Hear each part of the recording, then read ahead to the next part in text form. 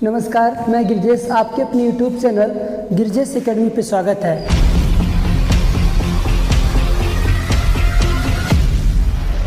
आज की इस वीडियो में हम चर्चा करने वाले हैं हीट एंड टेम्परेचर का पार्ट 4 में अभी तक हम लोग ने पार्ट 1, पार्ट 2, पार्ट 3 में जो हम लोग पढ़े हैं थोड़ा सा रिकॉल करा दे रहे हैं। पार्ट 1 में हम लोग जो पढ़े हैं ऊष्मा क्या होता है, ऊष्मा का संचरण कैसे होता है। ऊष्मा का संचरण हम लोग ने वहाँ पे डिटेल से चर्चा नहीं की है, लेकिन आज की इस वीडियो में हम ऊष्मा का संचरण का चर्चा करने वाले हैं कि ऊष्मा का संचरण किन किन मेथड से होता है। ठीक है, तो हम लोग देख रहे हैं कि ऊष्मा का संचरण कैसे होता है। तो हम लोग जानते हैं कि ऊष्मा का संचरण तापांतर के कारण होता है। अगर दो वस्तुओं में ताप का अंतर नहीं होगा तो ऊष्मा का संचरण अर्थात ट्रांसमिशन नहीं होगा। ठीक है, अब हम लोग देख ले रहे हैं कि ऊष्मा का संचरण होने की कितनी विधि है।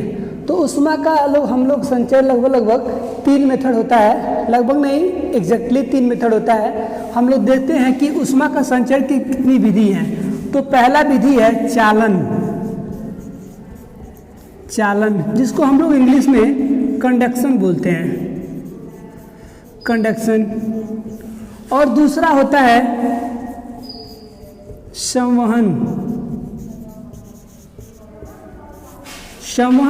जिसको इंग्लिश में बोलते हैं कन्वेक्शन। और तीसरा होता है विकिरण, जिसको हम लोग इंग्लिश में बोलते हैं रेडिएशन। ठीक है, देखेंगे कि चालन, संवहन और विकिरण में चालन किस अवस्था में होता है, विकिरण किस अवस्था में होता है, संवहन किस अवस्था में होता है। तो हम लोग देख लेते हैं चालन पहला हेडिंग डालेंगे और इसके अंदर हम लोग डिटेल से चर्चा करने वाले हैं कि चालन में कैसे होता है। ऊष्मा प्रवाह की वह दर जिसमें एक और दूसरे अणु को अपना ऊष्मा को प्रवाहित करते हैं। जैसे इसके अंदर हम लोग देख लें कि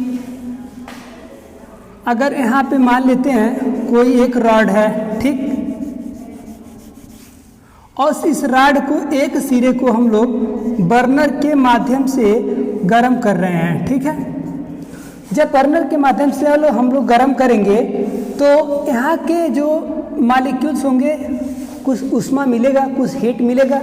जैसे ऊष्मा हीट मिलेगा इनको, तो अपने पास वाले मॉलिक्यूल को हीट को अपना ट्रांसफ़र करते रहेंगे, जिससे एक समय ऐसा आएगा कि ये ऊष्मा अपना ट्रांसफ़र करते करते एक सिरे से इस सिरे तक आ जाएंगे। जिससे हम लोग देखते हैं कि इस सिरे को गर्म किए लेकिन यहाँ भी गर्म हो जाता है। अर्थात ये होता कैसे है, ये चालन के माध्यम से होता है। इसमें चालन के माध्यम से एक और दूसरे अणु को अपना ऊष्मा देते रहते हैं, न कि अणु एक स्थान से दूसरे स्थान तक जाते हैं।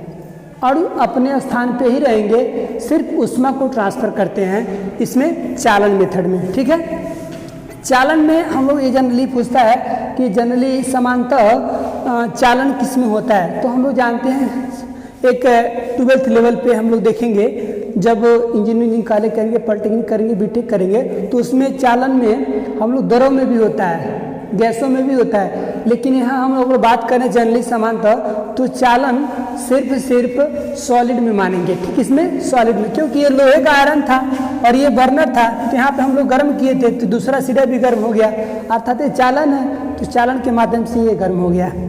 इसमें एग्जाम में क्या पूछता है, जैसे कि किस माध्यम में हम ऊष्मा का संचरण होता है लेकिन उसमें अपने स्थान पर रहते हैं, तो हम लोग क्या बताएंगे, चालन बताएंगे। ठीक है, और नेक्स्ट देख लेते हैं कि संवहन क्या होता है।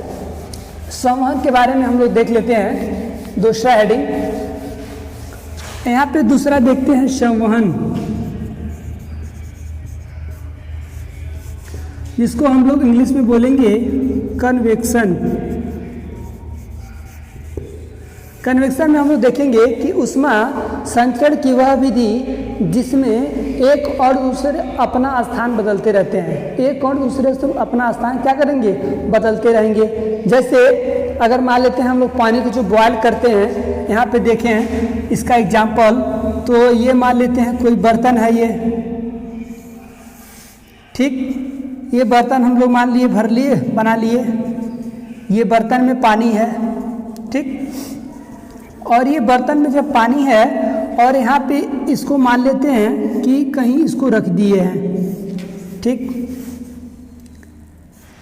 रख करके और ये बर्नर बना दे रहे हैं और ये बर्नर के माध्यम से हम लोग गर्म कर रहे हैं, ठीक। जब पानी को गर्म करते हैं तो ये जो पानी यहाँ जब गर्म होता है तो हल्का होकर के यहाँ पे आ जाता आता है ऊपर, और जो ऊपर का जो ठंडा पानी है वो भारी होता है थोड़ा सा, तो फिर उसका स्थान यहाँ ले लेगा। ऐसे इस पानी का हीट फ्लो होता रहता है, अर्थात एक समय ऐसा आता है कि जो फ्लास्क है, जो ये बर्तन है, इसके सारे पानी गर्म हो जाते हैं। तो इसमें जो पानी गर्म हुआ, एक और दूसरे अपना स्थान बदल लिए, लेकिन चालन में अपने स्थान में ही थे, ठीक है। तो हम लोग देख लिए कि संवहन क्या है, ये जनरली है। इसका एग्जाम्पल हम लोग बताएंगे नेक्स्ट वीडियो में, और इन तीनों चालन, संवहन और विकिरण का डिटेल से हम लोग कंपैरिजन टाइप तालिका में बना करके डिस्कशन करेंगे कि संवहन क्या होता है, विकिरण क्या होता है, चालन क्या होता है, ठीक है। अब हम लोग दूसरा देख लेते हैं कि विकिरण क्या होता है। तो यहाँ पे विकिरण हम लोग सिंपल देख लेते हैं, विकिरण क्या होगा। विकिरण ऊष्मा संचरण की वह विधि जिसमें किसी माध्यम की आवश्यकता नहीं होती है, उसको हम लोग क्या बोलेंगे, उसको हम लोग बोलेंगे विकिरण।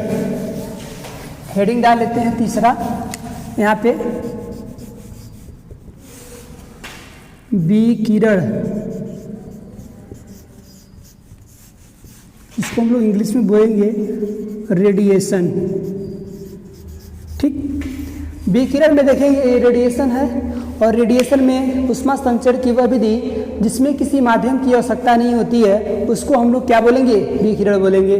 तो इसमें देखते हैं कि किसी माध्यम की आवश्यकता नहीं होती है। जैसे सूर्य से हम लोग को जो एनर्जी मिलती है बीच में निर्वात होता है, अर्थात कोई माध्यम नहीं होती है, तभी तो हम लोग को हीट प्राप्त होता है सन के माध्यम से। अगर और देखेंगे जैसे केतली है, फॉक्स, उसके बाहरी वाले सिरा हम लोग चमकदार